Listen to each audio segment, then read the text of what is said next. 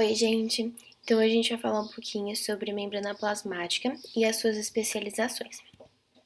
Então, primeiro a gente vai falar sobre as características gerais da membrana plasmática. Então, as membranas, elas vão ser o envoltório celular, é aquilo que vai estar envolvendo a superfície da célula por fora. E ela está presente em todas as células. Além disso, ela ainda tem uma permeabilidade seletiva, ou seja, como a membrana plasmática é aquilo que está envolvendo a célula por fora, ela também vai ser responsável por permitir a passagem de substâncias ou não permitir. Então, ela vai regular o que a célula, o que consegue passar para a célula e o que não consegue passar, dependendo do tamanho molecular, dependendo do tamanho disso que vai passar. Outras coisas, ela é lipoproteica, isso quer dizer que ela é composta por lipídios, que são os fosfolipídios, então são esses aqui que a gente consegue ver, e proteína, que podem ser estruturais, de transporte, os poros, enzimas ou receptores de mensageiros extracelulares. Então, a gente tem os lipídios, do tipo fosfolipídio, e proteínas, a gente tem vários tipos de proteína aqui que vão realizar funções diferentes, mas que estão envolvidas nessa bicamada fosfolipídica. A sua estrutura a gente chama de modelo do mosaico fluido, ou seja, porque é uma dupla camada de fosfolipídios com moléculas de proteínas dispersas. Então, é esse modelo aqui que vocês têm que ter em mente, sabendo que esse aqui é o meio extracelular e para cá seria o meio intracelular. Então, aqui a gente teria dentro da célula e a gente tem também a parte do fosfolipídio que a gente chama de parte hidrofóbica, ou seja, que não reage com a água, que não tem as mesmas propriedades que a água, e aqui a parte hidrofílica, ou seja, que pode ter um contato com a água, que reage com ela. Aqui, então, é uma visão mais molecular mesmo de como seria. Então, aqui a gente consegue ver a bicamada fosfolipídica, aqui uma proteína transmembrana, passando por essa bicamada, aqui também, então tudo isso é a membrana plasmática e é uma coisa vasta, então que tem várias proteínas mergulhadas aqui, fazendo interações com outras substâncias do meio extracelular. Aqui também é a mesma coisa, a gente tem proteínas transmembrana, proteínas que ficam só do lado interno da célula, proteínas que vão se projetar só para o lado externo, a gente tem carboidratos também, e aqui, lembrando da parte polar e da parte apolar. Aí, das especializações, o que a gente tem? Elas são regiões diferenciadas com papel específico. Então, são regiões da membrana celular que têm uma diferenciação. São um pouquinho diferentes. Aqui a gente tem as microvilosidades, então elas são projeções que a gente tem principalmente nas células intestinais. E a principal função delas vai ser aumentar a superfície de absorção. Então, no intestino é onde a gente vai ter a maior parte da nossa absorção. E para isso a gente precisa ter uma maior superfície de contato para absorver a maior quantidade de nutrientes que a gente conseguir. E aí, a gente tem essa maior superfície de contato para captura de nutrientes, o que é muito importante. Se uma pessoa é intolerante ao glúten, essa proteína ela não vai ser quebrada. E aí, isso vai promover a destruição dessas microvelocidades e, consequentemente, a pessoa vai ter uma menor absorção de nutrientes. Então, aqui dá para ver como se fosse fases disso, em que a gente tem a destruição total depois das microvelocidades. Então, aqui seria uma condição mais normal já, onde você tem várias microvelocidades nas extremidades e conforme vai acontecendo a evolução dessa doença, ela vai diminuindo, da doença celíaca, ela vai diminuindo essa superfície de contato até você não ter praticamente mais nada, se tornar uma superfície lisa, o que ainda permite a absorção de nutrientes, mas se reduz muito, porque antes você tinha tudo isso aqui para absorver, agora você só tem uma superfície mais lisa. A gente tem também os desmossomos, que vão promover a adesão celular através do entrelaçamento de filamentos de queratina entre a membrana de uma célula ou outra. Então, vai ser principalmente entre células epiteliais e musculares. Os desmossomos, eles vão servir basicamente para ligar uma célula a outra. Então, eu consigo essa ligação, eu consigo fazer com que essas células fiquem juntinhas a partir dos desmossomos, então. Então, aqui a gente consegue ver esse entrelaçamento de filamentos de queratina bem nítido aqui nessa imagem, o que permite, então, essa adesão entre as células. A gente tem as interdigitações também, que são encaixe entre membranas, células epiteliais, que também vão permitir um maior contato entre duas células vizinhas, e as junções comunicantes que vão permitir a passagem de íons através de proteínas de canal. Então aqui a gente consegue ver esse canal de junção comunicante, que funciona como uma proteína de membrana mesmo, que vai permitir a passagem de íons. São algumas das especializações. Aqui a gente já vai entrar na parede celular. Então, o que seria essa parede celular? É uma parede que é externa à membrana plasmática. É muito importante saber isso. A gente tem a membrana plasmática e, por último, a gente tem a parede celular. Então, mais externa é a parede celular. E ela vai funcionar para proteção, sustentação e revestimento. Nas bactérias, então, ela vai ter composições diferentes dependendo do ser vivo em que ela tá. Então, nas bactérias, ela vai ser formada de peptídeo glicano, ou seja, de aminoácidos mais carboidratos. Nos fungos, ela vai ser formada de quitina e o beta-glicano. E nas algas e vegetais, ela vai ser formada por celulose, principalmente. E nos animais, a gente não tem parede celular, a gente tem o glicocálice, que são aqueles carboidratos que ficam aqui em contato com o meio externo. Então, a gente consegue ver aqui a parede celular mais externa à membrana plasmática, fechando essa célula, dando um revestimento mais compacto para ela. O glicocálice, ele vai ser encontrado nos animais, então, e ele está localizado na face externa das membranas plasmáticas e vai consistir nessa camada de carboidratos que estão ligados a proteínas ou lipídios e vão fazer a função de proteção, adesão e reconhecimento celular. Então, a gente consegue ver aqui vários glicocálices que estão ligados à bicamada lipídica e que vão ser muito importantes para fazer o reconhecimento celular de coisas, de substâncias que estão no meio extracelular. Então, para permitir, por exemplo, desencadear uma reação, tudo isso a gente vai ser reconhecido pelo glicocálice também. Agora a gente vai falar um pouquinho sobre transporte. Aqui eu coloquei uma foto para ficar mais fácil de vocês entenderem. Então, o transporte passivo seria aquele que a gente não gasta energia. Por quê? Porque é como se você estivesse descendo e jogando uma bola por um barranco. Você não vai fazer esforço para jogar aquela bola, ela vai descer sozinha por conta da gravidade. Então, você não precisa gastar energia, a sua energia, para conseguir fazer a bola descer. É uma coisa que acontece independentemente de você, sem gasto de energia. E isso é o transporte passivo. Então, ele vai do meio mais concentrado para o menos concentrado. Por isso, transporte passivo, sem energia. Agora, o transporte ativo, não. Ele vai do meio que está menos concentrado para o meio mais concentrado. Então, é como se eu estivesse empurrando uma bola para cima do morro. Essa bola não vai subir sozinha se eu não gastar a minha energia, se eu não desempenhar uma força aqui para vencer essa barreira. Então, eu vou para o meio mais concentrado, mais difícil de chegar e por isso eu estou gastando energia. Então, aqui o transporte ativo, eu vou do meio menos para o meio mais. Transporte ativo, do meio menos para o meio mais. Aqui.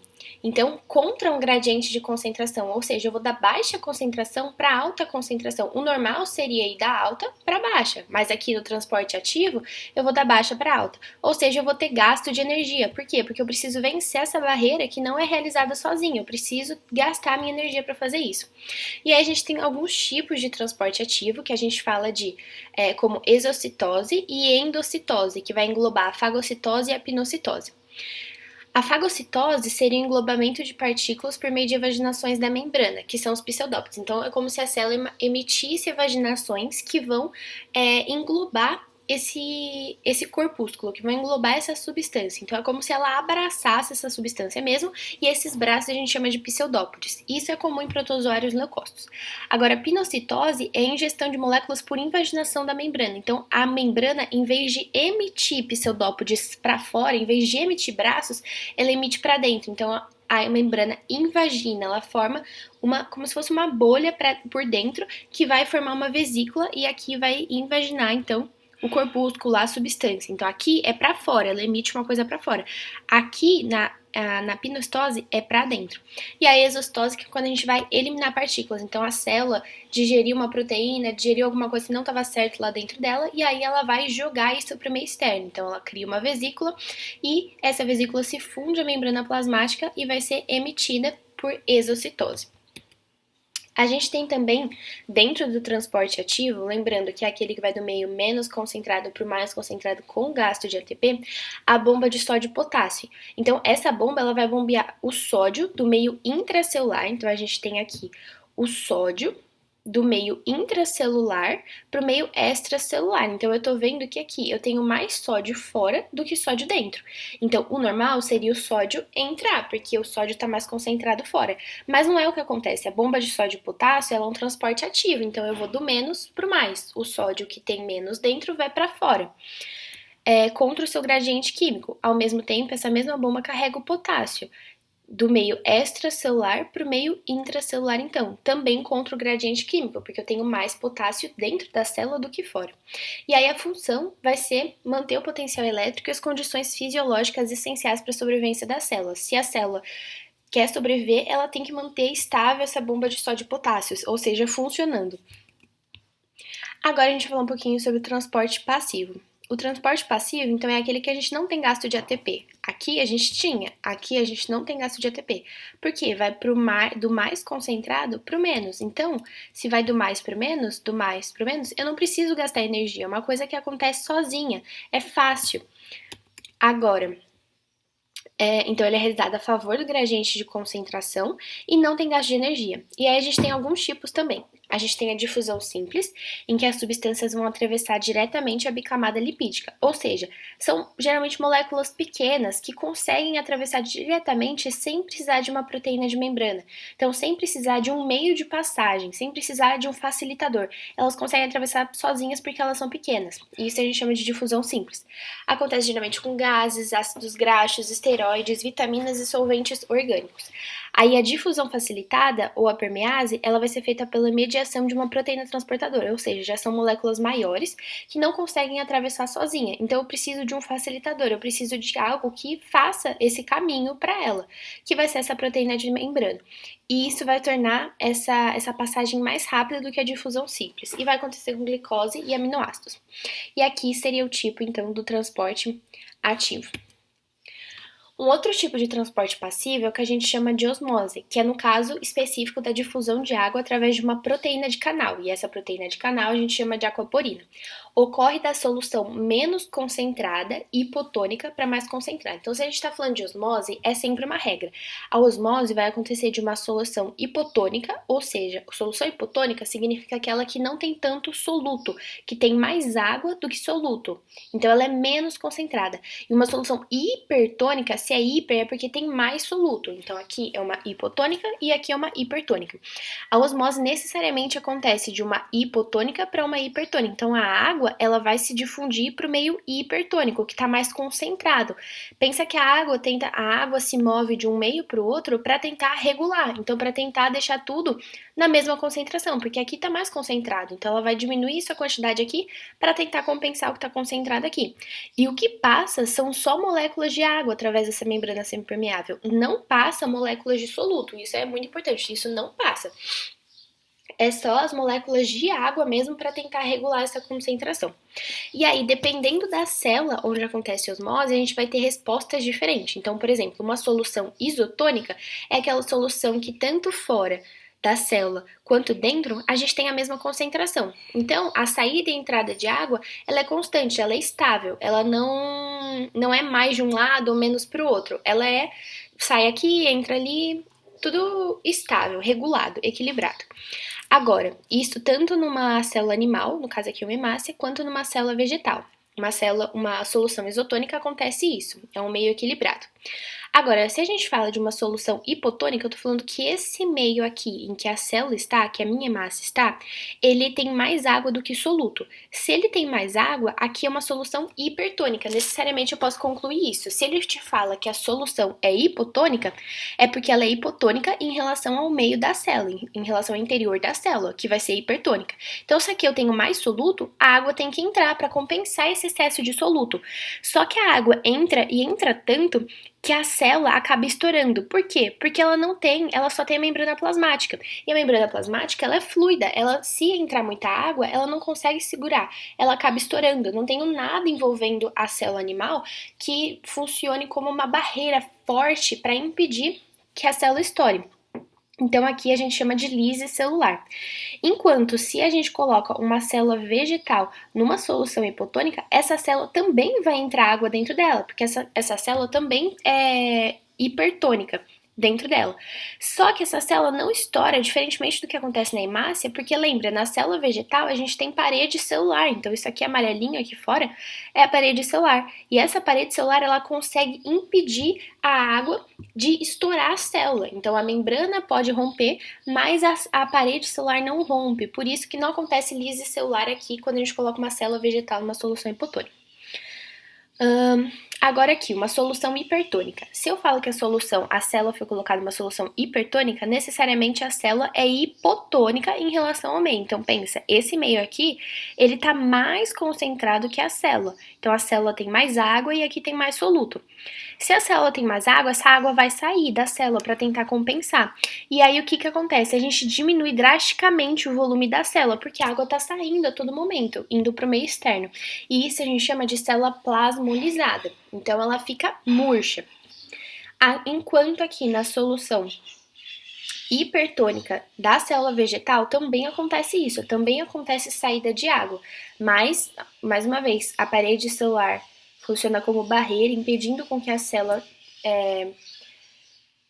tire e saia do seu formato normal, mas a gente tem o rompimento da membrana plasmática justamente porque diminuiu drasticamente o volume de água dentro da célula. E aí ela fica com esse aspecto e a gente também chama de célula plasmolizada. Então é muito importante vocês terem em mente esses nomes. Então, lise celular, que isso acontece na hemácia, célula plasmolizada, a célula túrgida, então quando ela fica cheia de água, mas não rompe, saber essas diferenças aqui, por que na célula animal acontece isso, por que na célula animal acontece aquilo, tudo por conta da parede celular, saber que não passa soluto, só passa a água mesmo de um meio para o outro, e ter em mente também que quanto mais soluto a gente tiver, maior a pressão osmótica a gente vai ter também.